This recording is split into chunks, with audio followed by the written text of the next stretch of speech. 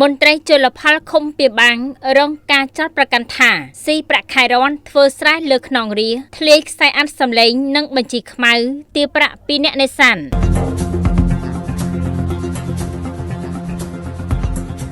ខេត្តកំពង់ធំកំពុងខ្លាំងជាប្រធានបទដ៏ក្តៅគគុកនិងរងការរិះគន់យ៉ាងចាស់ដៃពីសំណាក់មហាជនក្រោយពីមានការទម្លាយផតតាំងជាខ្សែអាត់សម្លេងនិងបញ្ជីខ្មៅដែលបានបង្ហាញពីទង្វើមិនប្រក្រតីរបស់លោកហុកមុននាយរងសង្កាត់រដ្ឋបាលជលផលឃុំពីបាំងដែលត្រូវបានពលរដ្ឋចោទថាបានប្រើប្រាស់តួនាទីនិងអំណាចរដ្ឋមកធ្វើជារបាំងដើម្បីកេងចំណេញផលប្រយោជន៍ផ្ទាល់ខ្លួននិងជំរិតទារប្រាក់ពីប្រជាពលរដ្ឋស្លូតត្រង់ផតតាំងសារសម្លេងនិងបញ្ជីខ្មៅប្រព័ន្ធទារលុយយោងតាមប្រភពព័ត៌មានដែលបានបែកធ្លាយកាលពីថ្ងៃទី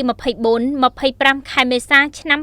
2026កន្លងទៅសារសម្លេងនិងបញ្ជីខ្មៅអ្នករកលីរកចៅត្រូវបានគេដឹងថាផ្ញើចេញពីលោកហុកមុនដោយផ្ទាល់សកម្មភាពនេះត្រូវបានគេមើលឃើញថាជាការរៀបចំប្រព័ន្ធសេដ្ឋកិច្ចងងឹតយ៉ាងមានរបៀបវិរៈក្រមលេះយកថវិកាទៅប្រដំបូលស្នាក់ការនៅតំបន់បាឡនប៉ុន្តែធាតុពិតនោះគឺជាការដាក់កំហិតបង្ខំឲ្យពលរដ្ឋបង់លុយតាមក្បាលទូងនិងតាមរយៈផលនេសាទទៅវិញសម្លេងដង្ហែយំពីប្រជាពលរដ្ឋមិនលក់ឲ្យប្រពន្ធមន្ត្រីគឺស្មើនឹងបទល្មើសប្រជាពលរដ្ឋនៅភូមិបាឡនបានទម្លាយទាំងទឹកភ្នែកថាជីវភាពរបស់ពួកគាត់កំពុងរងការគៀបសង្កត់យ៉ាងធ្ងន់ធ្ងរពួកគាត់បានលើកឡើងថាលោកហុកមុនមិនត្រឹមតែតម្រូវឲ្យបង់លុយខុសច្បាប់នោះទេសូម្បីតែផលនេសាទដែលរកបានដាក់ការបឋានដាក់ការបឋានចយមើលត្រីទូកត្រីច្រើនណាស់អើយថ្លឹងនេះថ្លឹងឲ្យតមុននេះសត្វត្រីមួយថ្ងៃនឹងប្រហែលទូកឯងមកតមុន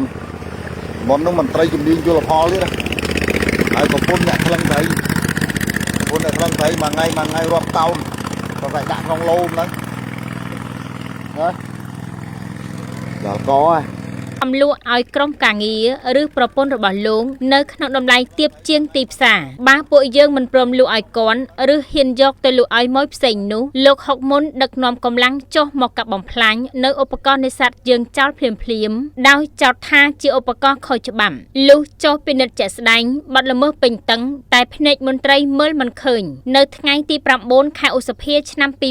2026ក្រុមការងារអ្នកសារព័ត៌មានបានចុះទៅផ្ដិតយករូបភាពផ្ទាល់នៅចំណុចបាឡតតលក្នុងភូមិបាឡតឃុំពីបាំងស្រុកស្ទូងអ្វីដែលគួរឲ្យភ្ញាក់ផ្អើលនោះគឺបទល្មើសនេសាទសាច់បក្រឡាញឹកមួយហ៊ុនមានជាច្រើនរយម៉ានកំពុងត្រូវបានដាក់ពង្រាយយ៉ាងអនាធិបតេយ្យនៅក្នុងទឹកដីដែលលោកហុកមុនជាអ្នកគ្រប់គ្រងមហាជនបានដាក់សំណួរសួរថាតើហេតុអ្វីបានជាឧបករណ៍ខុសច្បាប់ដែលបំផ្លាញពូជត្រីយ៉ាងធ្ងន់ធ្ងរបែបនេះអាចរស់នៅយ៉ាងមានសុភមង្គលក្រោមខ្សែភ្នែករបស់មន្ត្រីជំនាញតើនេះជាការអសមត្ថភាពឬជាការបាក់ដៃបដូរនឹងផលប្រយោជន៍បុគ្គលសំណូមពរដល់ថ្នាក់ដឹកនាំខេត្តនិងមន្ទីរពាក់ព័ន្ធមេត្តាមើលនៅទង្វើទាំងនេះដែលត្រូវបានគេចាត់ទុកថាជាការបំផ្លាញនៅសេចក្តីទុកចិត្តរបស់រាស្ត្រនិងផ្ទុយពីគោលការណ៍ច្បាប់បច្ចុប្បន្នប្រជាពលរដ្ឋនៅក្នុងឃុំពីបាំងសូមលើកម្រាមដៃដំសំណូមពរយ៉ាងទទូចដល់ឯកឧត្តមនួនផារ៉នអភិបាលនៃគណៈអភិបាលខេត្តកំពង់ធំលោកប៉ែនសវណ្ណរិនប្រធានមន្ទីរកសិកម្មរុក្ខាប្រមាញ់និងនេសាទ